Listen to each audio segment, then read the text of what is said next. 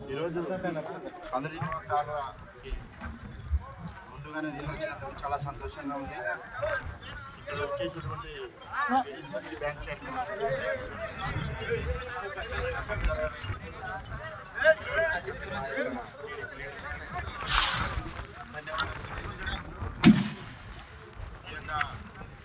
మంత్రి కాలువ అనేది 1996లో నారా చంద్రబాబు నాయుడు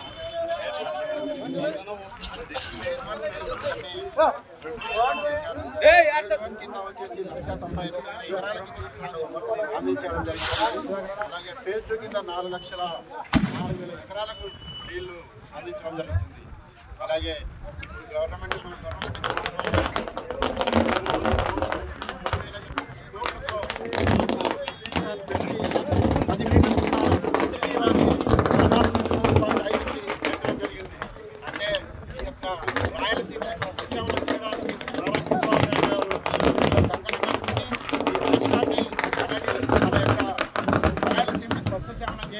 ఆయన అనుకున్నారు.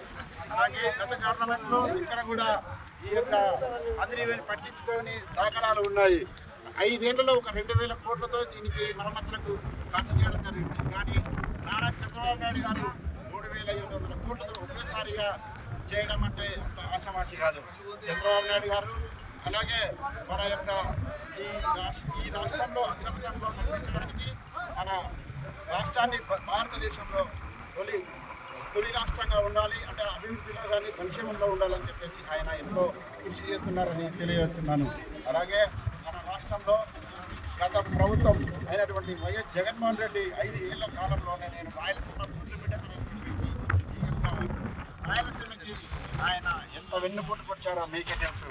ఇలాంటి నాయకుడు ఒక్కసారి ఛాన్స్ అని చెప్పేసి మన రాష్ట్రాన్ని సర్వం దోచేసి మద్యమైతేమి అలాగే ఇసుక అయితే దోపిడీలు దౌర్జన్యాలు హత్యలు అరాచకాలతో ఈ రాష్ట్రాన్ని కొనసాగించారు.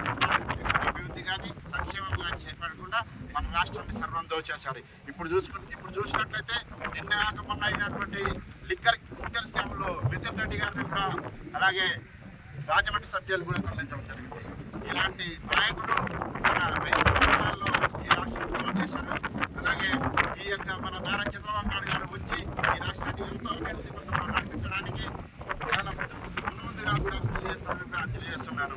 ఈ అందరి కాలువ అన్నది 6 లక్షల ఎకరాలకి ఈ యొక్క సాగునీరు రైతులకి పంటలు పండించుకోవడానికి ఉపయోగపడుతుంది. అలాగే 81 మండలాలకి మన మండలాన్ని కలుపుతూ ఈ యొక్క అందరినీవ కూడా సాగుతుంది. అలాగే 33 లక్షల మందికి అంటే తాగునీరుకి ఉపయోగపడుతుందని తెలియజేస్తున్నాను. అంటే మన రాష్ట్రం ఈ యొక్క ఎంతగానో అభివృద్ధి చెందడానికి నారా చంద్రబాబు నాయుడు గారిని ఎంతో కృషి చేస్తున్నారని ఇంతకన్నా సాక్ష్యం ఏమని తెలియజేస్తూ జై తెలుగుదేశం.